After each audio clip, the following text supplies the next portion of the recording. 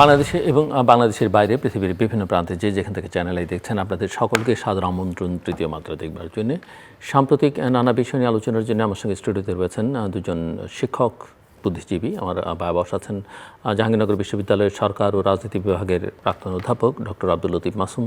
আমার ডানে রয়েছেন ঢাকা বিশ্ববিদ্যালয়ের ইতিহাস বিভাগের অবসরপ্রাপ্ত অধ্যাপক এবং জন ইতিহাস চর্চা কেন্দ্রের সভাপতি ডক্টর মেজবা কামাল। স্বাগত আপনাদের দুজনকে তৃতীয় মাত্রায়। একটা অভ্যুত্থান এবং অভ্যুত্থানের পরে একটা নির্বাচনের মধ্য দিয়ে একটা জনপ্রতিনিধিত্বশীল সরকার যাত্রা শুরু করলো। যদিও এই নির্বাচন নিয়েও প্রশ্ন তুলবার সুযোগ আছে, কিন্তু আবার বাস্তবতাটাকে অস্বীকার করবার কোনো সুযোগ নেই। সবাই মেনে নিয়েছেন এবং সবাই একটা মোটামুটিভাবে শান্তিপূর্ণ ভালো নির্বাচন হচ্ছে এবং তার মধ্য দিয়ে একটা নতুন সরকার যাত্রা শুরু করেছে। তো আমি আপনারা দুজনে যেহেতু বুদ্ধিবৃত্তির চর্চার সঙ্গে যুক্ত, আপনাদের দুজনের কাছ থেকেই নির্মোহ একটা বিশ্লেষণ শুনতে চাই যে এই সরকার যে যাত্রা শুরু করলো, আমরা কয়েকটা দিন দেখলাম তাদের অঙ্গীকার, তাদের কর্মপরিকল্পনা, তাদের কর্মপন্থা, এবং শুরুটা কেমন হলো বলে মনে হয় প্রফেসর আব্দুল লতিফ মাসুম? আপনাকে ধন্যবাদ জিলুর। আমাদের জন আকাঙ্ক্ষার প্রতিফলন বা আমাদের 24-এর গণ অভ্যুত্থানের অভিপ্রায়ের প্রায়োগিক বাস্তবতা হচ্ছে এই নির্বাচন। আমরা সবাই বুঝি এবং সবাই বলি যে আমাদের তত্ত্ব আর বাস্তবতায় অনেক অনেক গরমিল, অনেক সময় এ গালফ অফ ডিফারেন্স হয়ে থাকে। এখানেও তার ব্যতিক্রম ঘটেনি। প্রথম দিকে প্রফেসর ইউনূসের অন্তর্বর্তীকালীন সরকার যেভাবে যাত্রা শুরু করেছিল, তাতে আমাদের মনে হয়েছিল যে প্রধান 3টি লক্ষ্যমাত্রা তারা নির্ণয় করে অগ্রসর হয়েছিলেন, অর্থাৎ সংস্কার, বিচার এবং নির্বাচন, সেটি তারা ফুলফিল করবেন। মাঝপথে দেখা গেল যে কম বেশি তারা বিষয়টি অ্যাড্রেস করেছেন, কিন্তু যে নিয়মতান্ত্রিকভাবে যে আমি বলবো যে মাত্রায় এই বিষয়গুলো তাদের আওতায় বা তাদের উদ্দেশ্য সাধনের লক্ষ্য হিসাবে নির্ধারিত হওয়া উচিত ছিল সেটা হয়। যেমন সংস্কারটি তারা এই 1-2 বছরে যেটা করেছেন সেটা হচ্ছে মানে অনেকেই এরকম বলবেন যে পর্বতের মুশিক প্রসাবের মতো আর কি। কারণ আমার মনে হয়েছে যে প্রক্রিয়া তাদের সদিচ্ছা ঠিক আছে, কিন্তু যে প্রক্রিয়ার মাধ্যমে যে সংলাপ এবং মানে তারপরে ঐক্যমত্যের মানে যে মানে কমিশনটি তারা করিয়েছিলেন, তো এটা অবশেষে এখন তো আমরা এই মুহূর্তে দেখতে পাচ্ছি যে এটা যে আশা আমরা করেছিলাম সেটির ফল অনুরূপ হয়নি। তবু আমরা মন্দের ভালো আমরা বলবো যে জুলাই সনদ বা যে চার্টারটি রচিত হয়েছে সেটি একটি অ্যাচিভমেন্ট, কিন্তু সেই অ্যাচিভমেন্টটিও এখন একটা দ্বৈধতা বা একটা বিতর্কের সম্মুখীন হয়েছে। আপনারা জানেন যে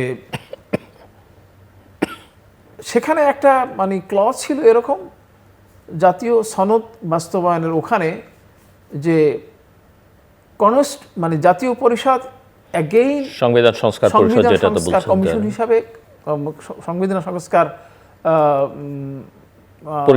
পরিষদ হিসাবে কাজ করবে। কিন্তু সেখানে এই একটা ব্যত্যয় ঘটেছে। মানে ব্যতিক্রমটি বললে মানে এরকম বলি না আমরা যে দ্যার ইজ নাথিং গুড আর bad in this overthinking it make it so. তো চিন্তা ভাবনাটা সহজ করে দেখলে কিন্তু সহজ। যেমন বিএনপি বলেছে যে আমরা তো মানে জাতীয় সনদের সাথে একমত আছি এবং আমরা মানে একেবারে অক্ষরে অক্ষরে এটা মানে প্রয়োগ করব, প্রমাণ করব ইত্যাদি। তো এটা নিয়ে আবার দ্বিতীয় শপথ বা একটা মানে যদি শপথ নেয় তাহলে সেটা আবার একটা কনস্টিটিউয়েন্ট অ্যাসেম্বলি হিসাবে যে জটিলতা সেটা তারা পরিহার করতে চায়। তো এখন এই যে আনুষ্ঠানিকতা, লিগ্যাল, ওদিকে জামাত এবং এনসিপি এর শপথ নিয়েছে, লিগ্যাল অ্যাসপেক্টটাও মানে এক পক্ষ জামাত ইসলামী এবং এনসিপি তারা লিগ্যাল অ্যাসপেক্টের উপর জোর দিতে চাচ্ছেন, বৈধতার উপর জোর দিতে চাচ্ছেন। অপরদিকে আওয়ামী লীগ আসলে বিএনপি বাস্তবতার সাথে মিল রেখে তারা বলতে চাচ্ছেন যে যেহেতু সংবিধানে ওই বিষয়টি নেই এবং একটা মানে ব্যতিক্রম বা একটা দ্বৈধতার বা বৈধতার সংকট সৃষ্টি হবে, সেজন্য তারা শপথ নেননি বা তারা এইভাবে বিষয়টি সেভাবে দেখেন না। তারা মনে করেন যে এটা একটা কমিটমেন্ট, রাজনৈতিক দলসমূহের পক্ষ থেকে যদি কমিটমেন্ট হয়, এবং যে কমিটমেন্ট তারা দিয়েছেন যে অনেকগুলো তাদের ম্যানিফেস্টো আছে, যার ম্যানিফেস্টো আছে, এবং তারা যে ওই যে ঐক্যমত্যের সনদে যারা স্বাক্ষর করেছেন, সেই সনদের মাধ্যমে উদ্ভাসিত, প্রমাণিত এবং উল্লিখিত যে বিষয়াবলী আছে সেগুলো তারা পরিপূর্ণ করবার জন্য, বাস্তবায়ন করার জন্য এমনি তারা সংকল্পবদ্ধ। আমরা একটা রাজনৈতিক কমিটমেন্ট হিসাবে এটাকে গ্রহণ করলে অসুবিধাটা কোথায়, সেটি তারা বলছেন। কিন্তু এখন মানে 12 তারিখে অধিবেশন বসছে, সেখানে অনেকেই লক্ষ্য করছেন, অনেকেই আশঙ্কা করছেন যে সেখানে একটি দ্বৈততা, সেখানে একটি বিতর্ক, জটিলতা তৈরি হতে পারে কিনা। আমি আজকে আরো অন্যান্য কর্মকাণ্ড কেমন দেখলেন সেটা আমি শুনবো আপনার কাছে। তার আগে প্রফেসর মেজবা কামাল। জি, প্রথমত বলবো যে ডক্টর মোহাম্মদ ইউনূসের সরকার যে 3টে বিষয়কে সামনে রেখে কাজ শুরু করেছিলেন, সংস্কার, বিচার এবং নির্বাচন, তার মধ্যে নির্বাচনটা মোটামুটিভাবে আমাদের দেশে যে স্ট্যান্ডার্ডে নির্বাচন হয় অথবা হয় না, হ্যাঁ, সেই তুলনায় নির্বাচনী বৈতরণীটা পার হওয়া গেছে এবং সেজন্য নিশ্চয়ই তারা কৃতিত্ব পেতে পারে। তবে আপনার প্রতিশ্রুত সংস্কার এবং বিচার এবং যে নতুন দিনের স্বপ্ন তিনি দেখিয়েছেন, তাদের সরকারের কাজকর্মের মধ্যে দিয়ে সেটা খুব একটা প্রতিফলিত হয়নি, বরং অনেক নতুন প্রশ্নের জন্ম দিয়েছে। ডক্টর মোহাম্মদ ইউনূস যে সমস্ত সুবিধা নিয়েছেন, সেগুলো দীর্ঘ তালিকা সংবাদপত্রে প্রকাশিত হয়েছে, সেগুলো আমি বলতে চাই না। এবং তার যে উপদেষ্টারা ছিলেন, তাদের মধ্যে অনারেবল এক্সেপশন ছাড়া অনেক উপদেষ্টার সম্পর্কে যে সমস্ত অভিযোগ আছে, সেগুলো নিয়ে আসলে আমি মনে করি যে তদন্ত হওয়া উচিত, এটা একটা। কিন্তু তারপরে যে কথাটা, যে নির্বাচনটা হলো, বাংলাদেশের জন্য এই নির্বাচনটা খুবই প্রয়োজনীয় ছিল, গুরুত্বপূর্ণ ছিল এবং একটা ডেমোক্রেটিক ট্রানজিশনের জন্য, হ্যাঁ, এটা ওভারডিউ হয়ে গেছিল বাংলাদেশে, যেহেতু সেটা আমরা সবাই জানি। তো সেই জন্য আপনার এই নির্বাচনটার মাধ্যমে যে বাংলাদেশ জাতীয়তাবাদী দল বিএনপি আজকে রাষ্ট্র ক্ষমতায় অধিষ্ঠিত হয়েছে, এই সরকারের শুরুটা কেমন হলো সেটা নিয়ে আমি বোধহয় একটু বেশি বলতে চাই। আমি বলবো যে শুরু তো মাত্র কয়েকদিন, আমাদের 2 সপ্তাহ পেরোলো সবে। তো এই 2 সপ্তাহে আমার কাছে মনে হয়েছে যে যথেষ্ট ভালো এবং যথেষ্ট প্রতিশ্রুতির স্বাক্ষর এ পর্যন্ত রেখেছেন। এবং একই সাথে আমি একটা কথা বলবো, আমার কথার সাথে অনেকে হয়তো একমত হবেন অথবা হবেন না, সেটা হচ্ছে যে তারেক জিয়া যে মাঝখানে দীর্ঘ 17 বছর যুক্তরাজ্যে অবস্থান করেছেন, পশ্চিমা বিশ্বে অবস্থান করেছেন, এটা আমার কাছে মনে হয়েছে যে এক ধরনের ব্লেসিংস ইন ডিসগাইজ। কেননা তার এই অবস্থানের কারণে তিনি যে লিবারাল ডেমোক্রেসির যে চর্চার দেখেছেন, হ্যাঁ, যেটা তিনি সে দেশে বসে টেলিভিশন দেখলেও তো অনেক কিছু জানা যায়। আর শুধু টেলিভিশন না, তার মতো একজন রাজনৈতিক পরিবার এবং রাজনীতি সচেতন মানুষ, তিনি নিশ্চয়ই আপনার সক্রিয়ভাবে সে বিষয়গুলো থেকে জানতে বুঝতে চেষ্টা করেছেন এবং তার প্রতিফলন কিন্তু তার যে সমস্ত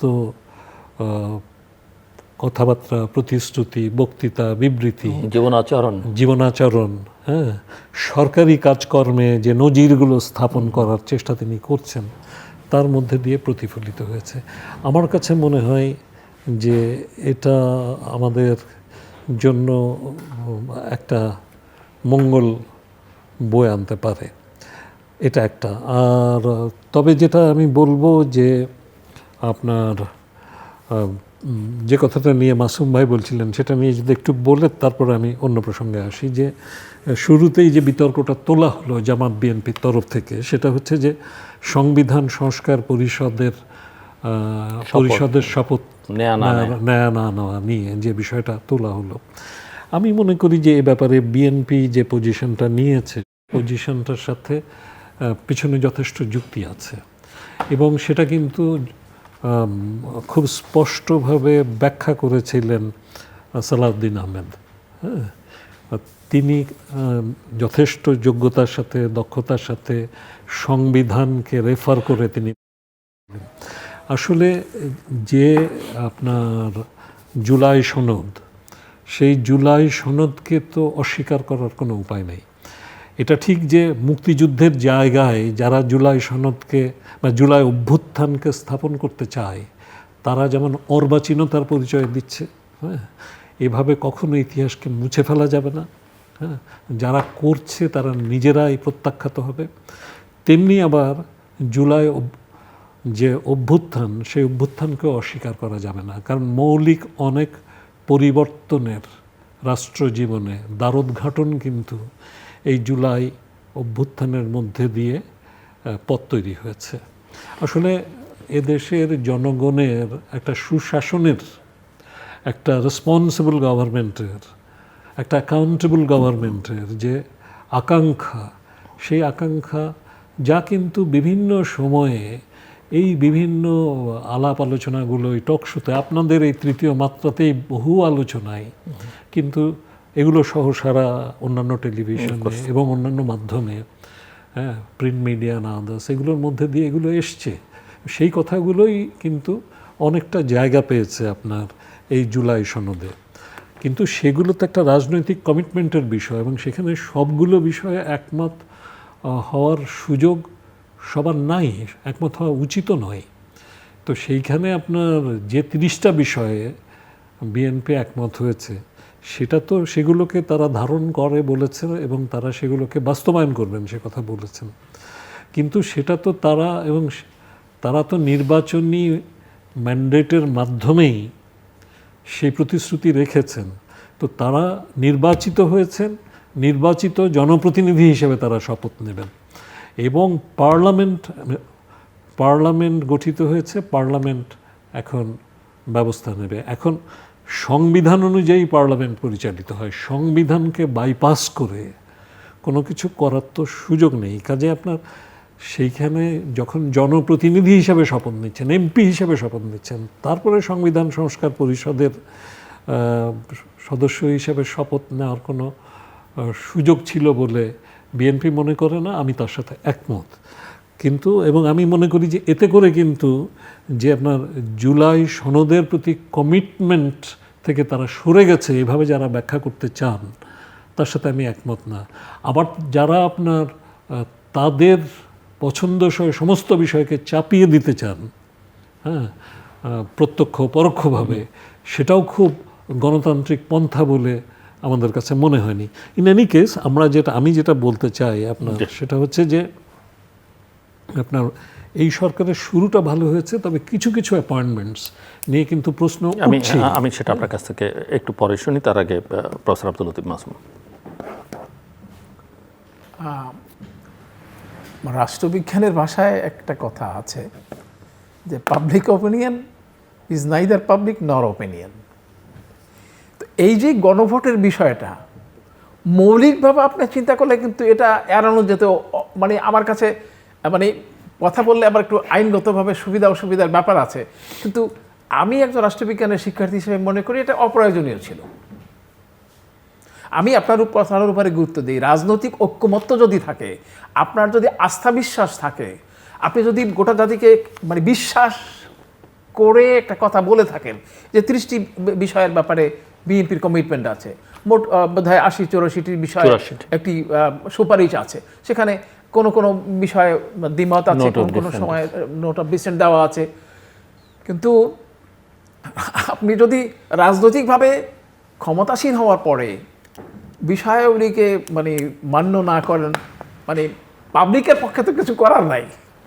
যেমন আমরা লক্ষ্য করি যে মানে ওই যে এরশাদ বিরোধী গণ অভ্যুত্থানের পরে ওই মানে ওই যে ত্রিদলীয় জোটের যে ঘোষণাপত্র, সেটা কিন্তু ঘোষণাপত্র 3 জোটের রূপরেখা যেটা বলা হয়। রূপরেখা যেটা ছিল সেই রূপরেখা রূপই রয়ে গেছে, রেখায় রূপান্তরিত হয়নি কখনোই। আবার একেবারে যে কিছু হয়নি সেটা বললেও অত্যুক্তি মানে হবে, কারণ কিছু কিছু কিন্তু হয়েছে, মানে যেটা পার্লামেন্টারি সিস্টেমে ফিরে আসা সেটা একটা বড় অঙ্গীকার ছিল, এতে কোনো সন্দেহ নাই।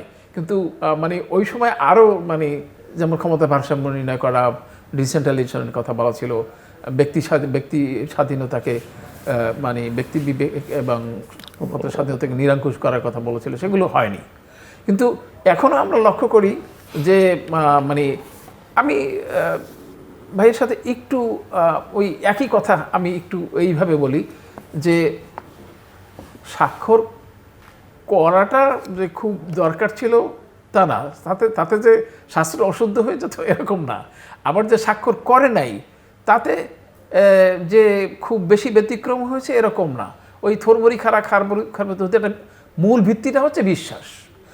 এখন মানে যদি অধিবেশন বসার পরে যদি বিএনপি তাদের কমিটমেন্টগুলো মানে পরিপূর্ণ করে, তাহলে পরে মানুষের বলার কিছু থাকবে না। কিন্তু যদি সেখান থেকে মানে ব্যতিক্রম হয়, যদি ডেভিয়েশন ঘটে, যদি তাদের সুবিধাজনক ব্যাসার্ধ নেয় তারা, তাহলে পরে আমাদের প্রশ্ন থাকবে। আর ওই যদি সরকারের শুরুটা মানে যেভাবে হয়েছে, মানে আজকে দিন 15 হয় যে আমাদের প্রধানমন্ত্রী তারেক রহমান যে কালচারের নমুনা দেখিয়েছেন, যে মানবিকতা বা যে প্রোটোকলবিহীন একটা অবস্থা রেখেছেন, সেটা ওই পাশ্চাত্য সাংস্কৃতিক মানে পলিটিক্যাল কালচারের অংশই হয়তো মানে তিনি সেখানে শিখেছেন। এখানে তো ওখানে মানে ওই সব দেশে তো প্রধানমন্ত্রী যাওয়ার সময় রাস্তাঘাট সব বন্ধ হয়ে যায় না, মানে সেখানে সাইকেলও প্রধানমন্ত্রী যান, মন্ত্রীরা তার যে ড্রেস আপ, তার যে কথাবার্তা, তার যে চালচলন, তাদের যে আচরণ, সেটি 100% গণতান্ত্রিক এবং আমরা সেই একটা ব্যক্তিকে নিয়ে আশা করতে পারি। কিন্তু মানে তার অ্যাপারেটাস, মানে আমাদের আশঙ্কাটা হচ্ছে এই যে বাংলাদেশের রাজনৈতিক জনচরিত্র যারা আমরা বুঝি বা জনচরিত্র সম্পর্কে আমাদের যে ধারণা আছে, সেই ধারণা তো ওরকমই যে সেই ইবনে বতুতা যা বলে গেছেন, ওই যে প্রাচীন জনচরিত্র সম্পর্কে যে স্বার্থপর, ওই যে হবসের ভাষা যদি আমরা এইভাবে বলি যে selfish, poor, brutish, nasty and short, মোটামুটিভাবে বাংলাদেশের জনচরিত্র তো ওরকমই। এবং এখন আমাদের যে ডক্টর আকবর আলী খান মনে পড়তে ছিল না, ডক্টর আকবর আলী খান বলেছে যে তাইলে মানে ছলনা, প্রতারণা, মানে প্রবঞ্চনা আমাদের জনচরিত্রের একটা অংশ। সেই জনচরিত্রকে কি করে মানে সুন্দর করা যাবে, সেটা বিরাট একটা প্রশ্ন। আপনি এই যদি এই নেতৃত্বের সুন্দর চেহারা আপনারা দেখছেন, আমি মনে করি যে বাংলাদেশের শীর্ষ নেতৃত্বে খুব ব্যতিক্রম নয় যে তারা সবাই সৎ ছিল। যেমন বঙ্গবন্ধু শেখ মুজিবুর রহমান যদি বলেন যে আপনি অসৎ ছিলেন, মোটেই না, অসম্ভব ভালো মানুষ ছিলেন, অসম্ভব জনপ্রিয় ছিলেন, অসম্ভব সৎ মানুষ ছিলেন। জিয়াউর রহমান অসম্ভব সৎ মানুষ ছিলেন। এরপরে যতই যাই বলেন মানে খুব অসম্ভব খারাপ কথা আমরা শীর্ষ নেতৃত্ব সম্পর্কে বলতে পারবো না। কিন্তু জনচরিত্র এই এই সময় দেখেন, জনতা নেতাকে বদলাবে না, নেতা জনতাকে ঠিক করবে, সেটা আরেকটা পরিবর্তন। তবে মানে পরিবর্তনের যে প্রক্রিয়াটা হওয়া দরকার, জনচরিত্র পরিবর্তনের জন্য যে ভেহিকেলস গুলো আছে, যে সিস্টেমগুলো আছে, এডুকেশন সিস্টেম, আমাদের মানে এই যে মানে পত্রপত্রিকা, আমাদের নাটক, আমাদের সিনেমা, আমাদের এই সব কিছু তো মিলেই কিন্তু জনচরিত্রের একটা দীর্ঘমেয়াদী পরিকল্পনা যদি আমরা নিতে পারি, তাহলে পরে হয়তো জনচরিত্রের যে একই অবস্থা যে জিয়াউর রহমান তার নিজের নোটবুকে লিখেছেন নেতা কর্মীদের খাই রব, এটা আমি দেখেছি, আমি যেহেতু কিছু কাজ করেছি ওনার উপরে। তো এই চরিত্র পরিবর্তন করা তো খুব কঠিন ব্যাপার। তারেক রহমান যতই মানুষকে ভালো হতে বলুক না কেন, যতই আদর্শবান সুন্দর হওয়ার বলুক না কেন, কিন্তু তার কর্মী সাধারণ যদি সুন্দর সদাচরণ না করে, তাহলে পরে এই দেশ জাতি রাষ্ট্র আমার কাছে যেটা মনে হয় অ্যাকশন যদি উপর থেকে নেওয়া শুরু করেন, মানে নিচের দিকে খুব বেশি না তাকিয়ে তাহলে সিগন্যালটা নিচ পর্যন্ত দ্রুত যাবে, কিন্তু ওই নিচের দিকে ধরো মারো করতে গেলে উপরে সবাইকে রক্ষা করে চললে খুব বেশি সুবিধা হবে না। আমি আসছি আবার আপনার কাছে।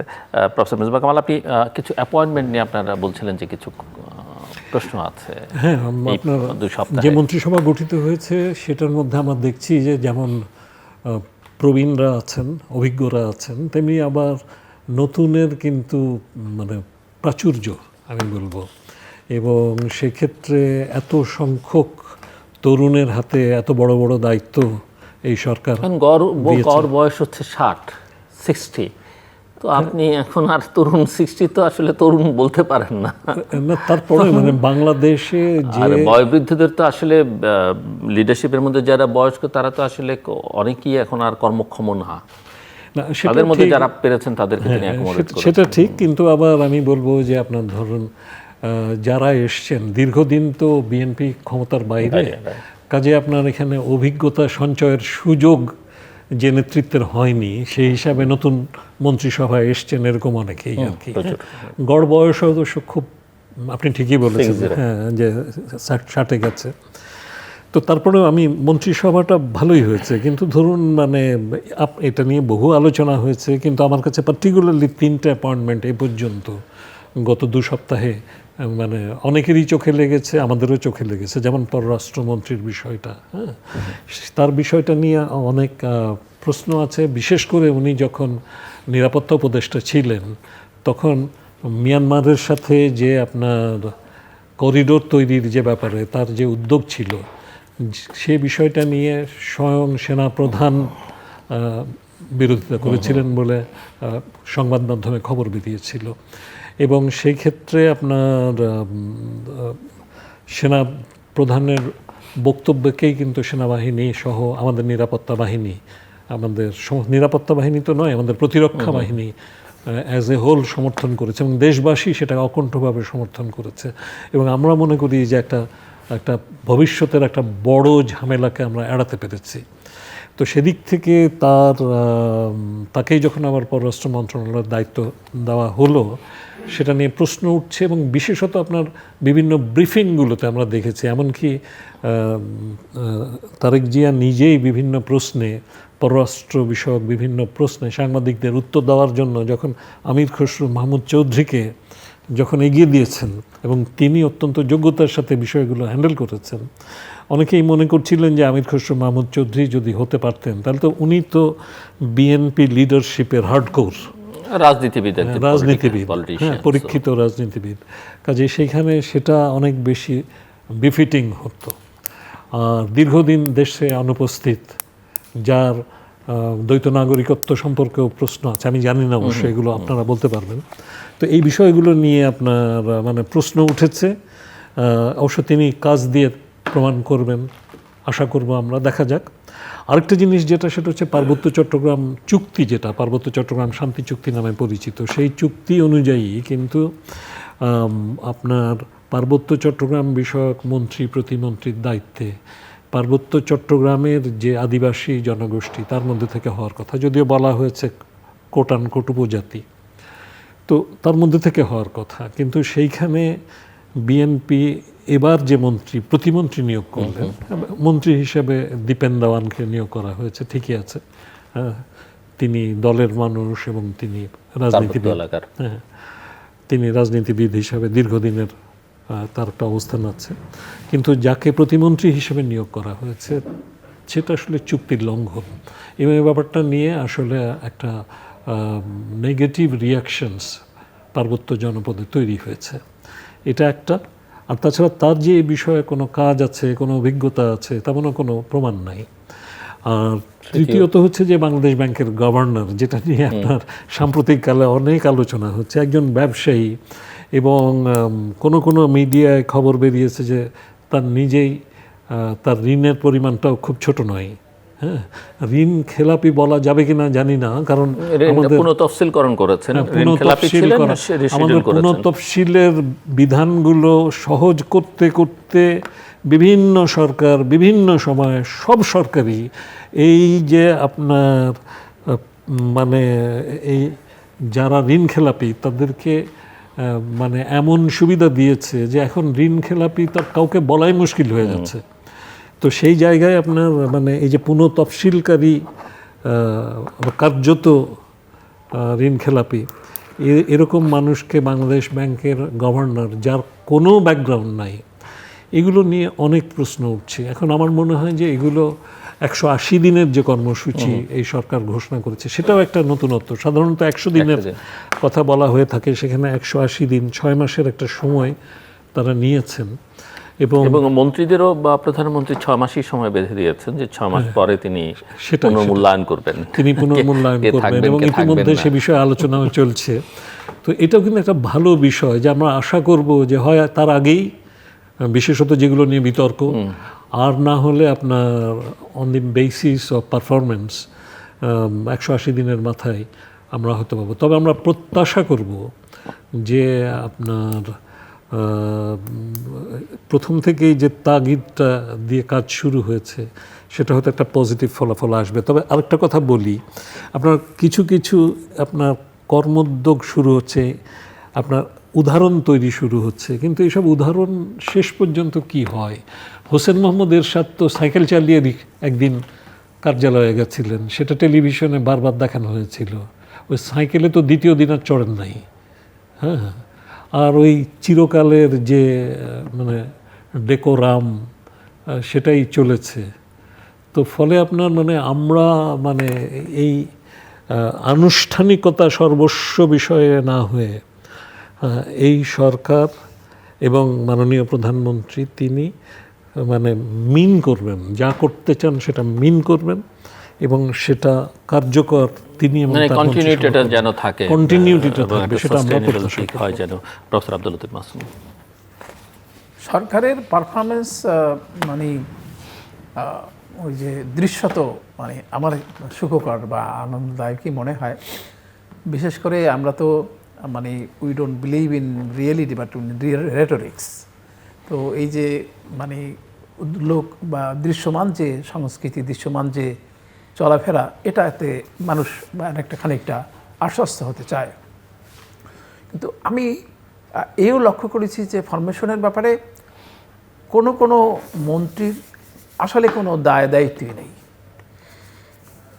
মানে মন্ত্রিত্ব দেওয়া হয়তো বা প্রয়োজন, এই জন্য দেওয়া হয়েছে। যেমন আমি একটা বিষয় উল্লেখ করি, মুক্তিযোদ্ধা মন্ত্রণালয়। তা মুক্তিযোদ্ধা মন্ত্রণালয়ের কোনো বিশেষ কোনো দায়িত্ব নাই, সেখানে মানে মেজর হাফিজকে দেওয়া হয়েছে। দায়িত্ব নাই কেন মনে হচ্ছে আপনার? মনে হচ্ছে এই কারণে যে রাষ্ট্রীয় কার্যবিধি বা কার্যধারা বিবেচনায় একটা অর্থনীতি, শিক্ষানীতি, শিল্পনীতি যে কায়দায় যেভাবে গুরুত্বপূর্ণ, সে কায়দায় মুক্তিযুদ্ধ মন্ত্রণালয় একটা আনুষ্ঠানিক কিছু কাজকর্ম আছে, মুক্তিযোদ্ধাদের পুনর্বাসন, এটা গুরুত্বপূর্ণ। কিন্তু সিনিয়র একজন মানুষকে ওইভাবে আবার ওই মন্ত্রণালয়ে আরেকজন প্রতিমন্ত্রী দেওয়া হয়েছে। তিনি যেহেতু মুক্তিযোদ্ধা, সেই কারণেই হতো না, সেটা তো একটা যৌক্তিক কথা আছেই। তো কথা হলো যে আমার মানে আমার মেধা, আমার অভিজ্ঞতা, আমার মননকে পরিপূর্ণভাবে কাজে লাগানোর হয় না। আবার একজন মন্ত্রী জুনিয়র কম্পারেটিভ রিজনের মধ্যে তাকে মানে 3টি মন্ত্রণালয়ের দায়িত্ব দেওয়া হয়েছে একই সাথে। তো এরকম কিছু অসঙ্গতি আছে, কিন্তু তারপরও আমরা মানে ওই আশা করতে পারি যে এই 6 মাস অন্তত মানে আগের যেটা শিখেছেন ব্রিটিশ মানে ডেমোক্রেসি থেকে এই 17 বছরে প্রধানমন্ত্রী তারেক রহমান, তো সেটা একটা প্রায়োগিক বাস্তবতা অর্জন করবে বলে আমার বিশ্বাস করি। তবে আবারও একই কথা, সে ওই যে মানে বাস্তবতা এবং তত্ত্বকথা এক জিনিস নয়। তো আমাদের মন্ত্রীদের যে মানে অভিজ্ঞতা, তাদের যে নতুন যে মানে কার্যক্ষমতা, এটা আমরা দেখে দেখে শিক্ষা গ্রহণ করতে চাইব। তবে আমার কাছে সরকারের 15 দিনের কার্যক্রমকে অসম্ভব রকম দ্রুততার সাথে হয়েছে এইরকম মনে হয়েছে। মানে আমার ধারণাই ছিল, আপনার কাছে মনে হচ্ছে যে গতি আছে এবং আরও বেশি করে বলতে ইচ্ছা করে যে হয়তোবা তারা নিশ্চিতই ছিলেন যে তারা এই সরকার গঠন করবে এবং মানুষজন তাই তো বলছিল যে মানে গভর্নমেন্ট ইন ওয়েটিং বিএনপিকে। তো সেইভাবে তারা তাদের হোমওয়ার্কগুলো আগে থেকেই করেছেন এবং কোথায় কোন মন্ত্রণালয় মানে কাকে দায়িত্ব দেবেন সেগুলো করেছেন এবং কী কী কার্য ব্যবস্থা নেবেন। যেমন ধরেন আপনি এই যে মানে ফ্যামিলি কার্ডের ব্যাপারটা আলহামদুলিল্লাহ এত দ্রুততার সাথে মানে প্রয়োগিক হতে যাচ্ছে যে মানে আমাদেরকে নীতিগত চমক দিতে হচ্ছে।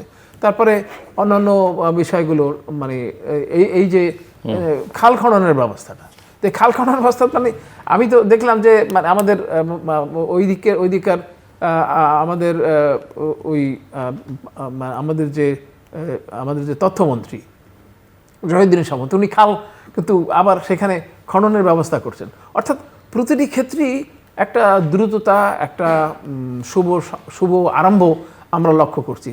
এই শুভ আরম্ভটা যদি ভালো হয়, অর্থাৎ সবচাইতে বড় যে সর্বনাশের কথা মানে আবার আপনার সাথে ওই যে সেই মন্ত্রী জাদাকে জায়েজ করার জন্য তিনি যে কথাগুলো বললেন এটা আবার আরেকটা বিতর্কের জন্ম দিয়েছে।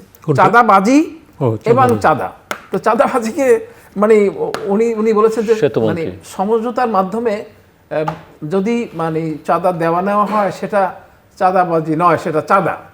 তো বাংলাদেশের মানে কালচার যারা জানেন, কোনো সরকারই কোনোভাবেই এই চাঁদাবাজি থেকে মুক্ত হতে পারে না, কিন্তু একজন মন্ত্রীর নৈতিকভাবে এটাকে ওই সব কথা বলা দ্বারা জায়েজ করানোর চেষ্টাটাই একটা প্রাথমিক হোঁচট খাওয়ার মতো অবস্থা। আমি একটু আমাদের সমাজ রাজনীতি তো বিবাদ বিসম্বাদ এবং বিভাজনের দীর্ঘকাল ধরে, এবং একটা সমাজ এগিয়ে যাবার ক্ষেত্রে বা তার উন্নয়ন অগ্রযাত্রা টেকসই করবার ক্ষেত্রে অন্তর্ভুক্তিমূলক সমাজ রাজনীতি অর্থনীতি খুব জরুরি, এবং যেখানে এই উন্নয়ন প্রক্রিয়ায় জনগণের অংশগ্রহণ, যদি আপনি জনচরিত্র নিয়ে প্রশ্ন তুলেছেন, কিন্তু জনগণের অংশগ্রহণ নিশ্চিত করাটা খুব জরুরি।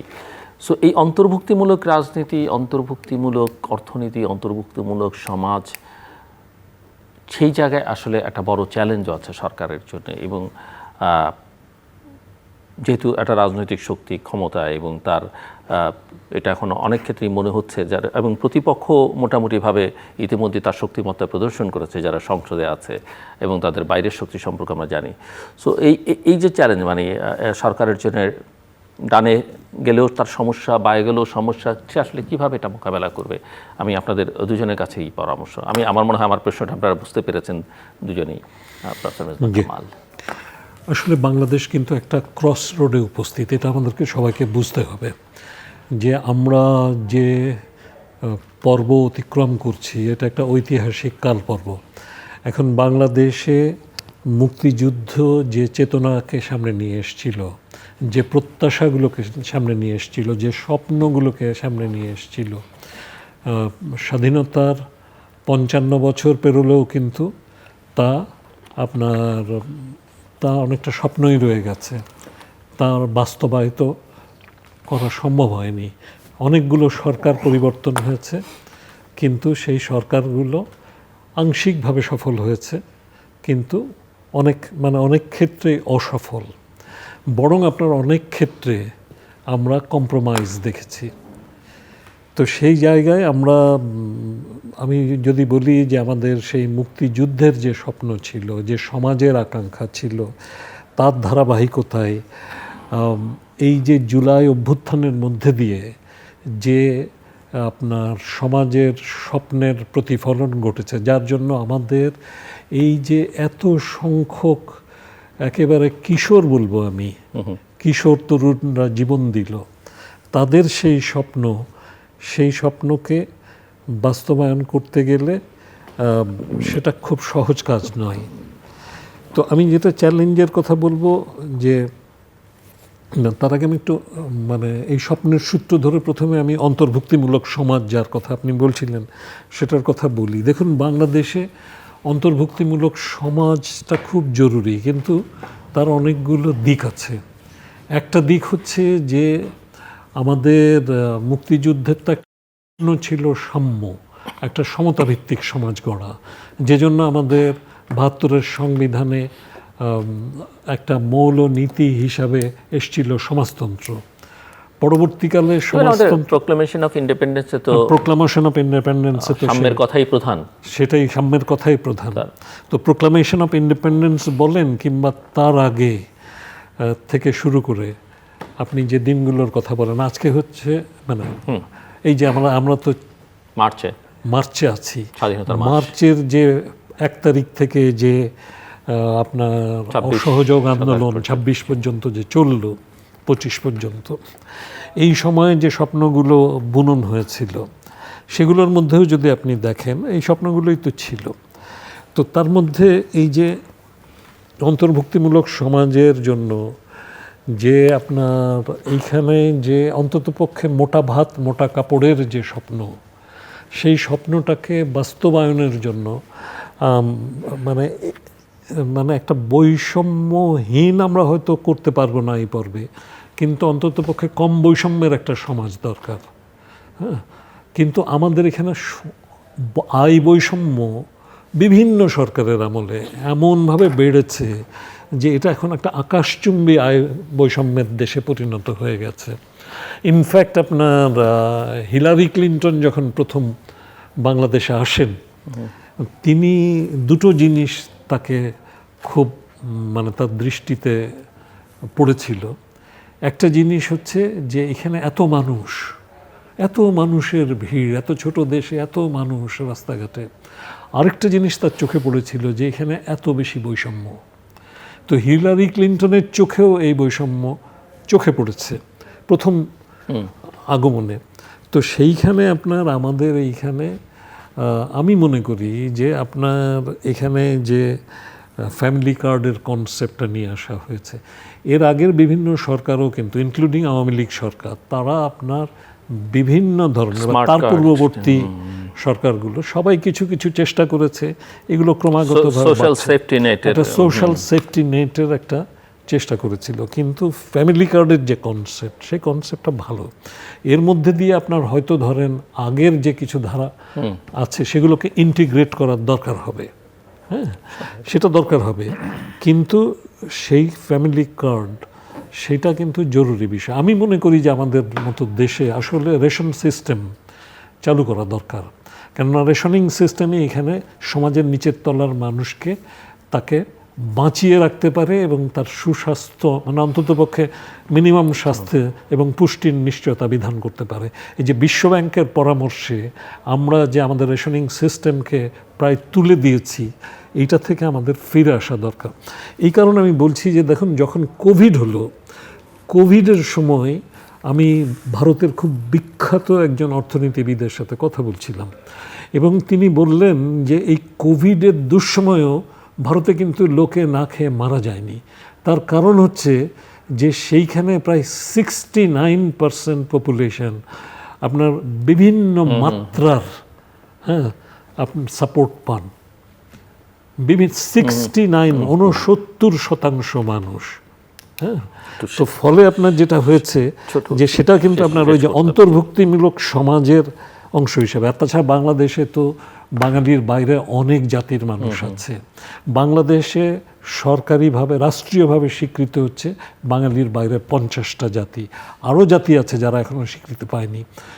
আমাদের ব্রিটিশ আমল থেকে এখানে আপনার দলিতরা আছেন, তাদেরকেও কিন্তু এখনও স্বীকৃতি দেওয়া হয়নি। এরকম সমাজের এগুলো অন্তর্ভুক্তমূলক সমাজ দরকার। রেইনবো সোসাইটির কথা কিন্তু প্রধানমন্ত্রী তারেক জিয়া বলছেন। তো এই রেইনবো সোসাইটি যে বহু রঙের সমাহার দিয়ে যে একটা অপূর্বতা তৈরি, সেটা আমার মনে হয় যে এগিয়ে নিয়ে যাওয়াটাকে দরকার হবে। Thank you professor Abdul Latif Masum.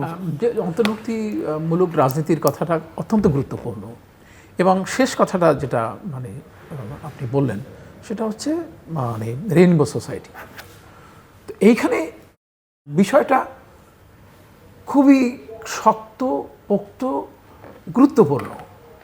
এই অন্তর্ভুক্তিকালীন সমাজ, বিশেষ করে ওই আগস্ট বিপ্লবের পরবর্তী বা 36 জুলাই আমরা বলি, এর পরবর্তী 3টি আসপেক্টে আমাদের এই বিষয়টি খুব আমরা ব্যাখ্যা করতে পারি। প্রথমত খুব বেশি সময় মানে আইডিওলজিক্যাল আসপেক্ট, যেমন সংবিধানের মূলনীতি কী হবে, আমাদের রাষ্ট্রের আদর্শ কী, আমাদের পরিচয়টা কি। তো এটি এই দেশে দুটি ধারায় বিভক্ত হয়ে আছে, একটি স্বাধীনতার পক্ষ আর একটা বিপক্ষ, আবার মানে ইসলাম পক্ষরা বলেন যে আরেকটা মানে তারা তাদের ভাষায় খুব নেগেটিভ ওয়েতে দেখেন। তো এইটার একটা মীমাংসা হওয়া দরকার, মনস্তাত্ত্বিকভাবে মীমাংসা হওয়া দরকার, আদর্শিকভাবে মীমাংসা হওয়া দরকার, সাংবিধানিকভাবে মীমাংসা হওয়া দরকার। 1 নম্বর কথা, এটা খুবই গুরুত্বপূর্ণ। দ্বিতীয়ত, যে কথাটি বলা হয়েছে রাজনৈতিক যে অন্তর্ভুক্তিমূলক আচরণ, রাজনৈতিক অন্তর্ভুক্তিমূলক আচরণ তখনই সম্ভব যখন রাজনৈতিক স্টেক হোল্ডাররা একে অপরকে মানে মূল্যায়ন করবেন। যেমন আমরা ওই যে সেই দগলের কথা দগল বলছিলেন না যে politics is too must dangerous thing to left to the politicians. রাজনীতিবিদদের কাছে, একেবারেই রাজনীতিবিদদের কাছে ছেড়ে দেওয়াটা একটা খুবই হুমকিজনক ব্যাপার, এটা কিন্তু মানে আসলেই খুব মানে বিপজ্জনক ব্যাপার। তো এখানে বাংলাদেশে যারা আরও স্টেক হোল্ডার আছে, যারা বুদ্ধিজীবী আছে, যারা পেশাজীবী আছে, যারা নানাভাবে ওই যে আমরা আবার সেই একই কথা ডিপ স্টেটকে নিয়ে আসতে পারি, এটাকে রাজনৈতিকভাবে এইভাবে মোকাবেলা করতে হবে একটা অন্তর্ভুক্তিমূলক মানে ব্যবস্থার মাধ্যমে। আর যে ব্যাপারটি রেখে যায়, যেটা সামাজিকভাবে আমরা যেটা মূল্যবোধের রাজনীতির কথা বলি, আমরা যে আদর্শিকভাবে নৈতিকভাবে যে অধপতনগুলো ঘটেছে, রাজনৈতিকভাবে যে স্খলন ঘটেছে, সুবিধাবাদ, দুর্নীতি ইত্যাদির অবসান করতে অবশ্যই আমাদেরকে একটা পরিকল্পনা মোতাবেক রাজনৈতিক নেতৃত্বের উপর এটা নির্ভর করে যে যদি তারা সৎ সুন্দর সমাজ চায় তাহলে পারে এই 3টি বিষয় অ্যাড্রেস করে আগাতে হবে যদি আগামী 5 বছর আমরা সুন্দর দেখতে চাই। জি, আপনি কিছু যোগ করবেন? জাস্ট 1 মিনিট সময় আমার হাতে আর সময় নেই। আমি বলতে চাই যে রাজনৈতিক অন্তর্ভুক্তিটা তো খুবই গুরুত্বপূর্ণ, সেজন্য আপনার নিরবিচ্ছিন্নভাবে গণতন্ত্রের চর্চাটাকে অব্যাহত রাখা সেটা খুব জরুরি বিষয়, এবং দলের মধ্যে গণতন্ত্র সেটা জরুরি বিষয়। এবং এখানে নারীর যে অবস্থান, নারীকে আপনার স্টেক হোল্ডার হিসেবে আপনার অন্তর্ভুক্ত করার যে বিষয়টা, সেটাকে সামনে নিয়ে আসাটা খুব জরুরি। আর আমি যেটা মনে করি যে চ্যালেঞ্জ কিন্তু সরকারের সামনে অনেক, প্রধানত চ্যালেঞ্জটা হচ্ছে আমি মনে করি আরেকদিন আমরা আলোচনা করব। জি প্লিজ। আচ্ছা, তো প্রধানত যদি 1 লাইন আপনি হ্যাঁ 1 লাইন আমি মনে করি যে আপনার আসলে যে নির্বাচনী ইস্তেহারে যে কথাগুলো বলা হয়েছে, এবারের নির্বাচনের মধ্যে দিয়ে আমি দেখছি নির্বাচনে ইস্তেহারের প্রতি দলের কমিটমেন্ট সেটা কিন্তু অনেক বেশি জোরালোভাবে সামনে আসছে। এই কমিটমেন্টটা বজায় রাখাটাকেও আমি একটা চ্যালেঞ্জ মনে করি, এবং সেটা করতে সফল হবে এই প্রত্যাশা রাখতে চাই। দর্শক, অনুষ্ঠানের শেষ প্রান্তে আমরা সামাজিক যোগাযোগ মাধ্যম ফেসবুক, এক্স এবং ইউটিউবে তৃতীয় মাত্রা লাইভ স্ট্রিম হচ্ছে, আপনারা দেখতে পারেন। টেলিভিশনের পর্দায় দেখতে না পারলে যে কোনো সময় যে কোনো স্থান থেকে ইউটিউবে তৃতীয় মাত্রা চ্যানেলটি সাবস্ক্রাইব করে এই পর্ব বা পুরনো পর্বগুলো আপনারা দেখতে পারেন। প্রফেসর মেজবা কামাল এবং প্রফেসর আব্দুল লতিফ মাসুম, অসংখ্য ধন্যবাদ এই আলোচনা অংশ নেবার জন্য। দর্শক, সরকারের সূচনাটা ভালো হয়েছে, অন্তত অতীতের যে ত্যক্ত তিক্ত অভিজ্ঞতা আমাদের আছে তার পরিপ্রেক্ষিতে একটা নির্বাচনের মধ্য দিয়ে জনপ্রতিনিধিত্বশীল একটা সরকার যাত্রা শুরু করেছে, এবং তাদের গত কিছুদিনের কার্যক্রমে আমার 2 অতিথি মোটামুটিভাবে সন্তোষ প্রকাশ করেছেন, এবং বিশেষ করে প্রধানমন্ত্রীর যে তৎপরতা, যে সিদ্ধান্ত, এবং দীর্ঘ 17 বছর যুক্তরাজ্যে থেকে সেখানকার যে রাজনৈতিক সংস্কৃতি বা জীবনাচরণ তিনি যেটা চর্চা করবার চেষ্টা করছেন, সেটাকে ওনারা সাধুবাদ জানিয়েছেন। তবে শুধুমাত্র প্রধানমন্ত্রী একা বদলালেই হবে না, বা তিনি একা সব করতে পারবেন না, তার পারিষদবর্গকেও, তার সংসদ সদস্যদেরকে, তার দলকে এবং দেশের নাগরিকদেরকেও এই জায়গায় তার মতো করে সাজাবার চেষ্টা করতে হবে।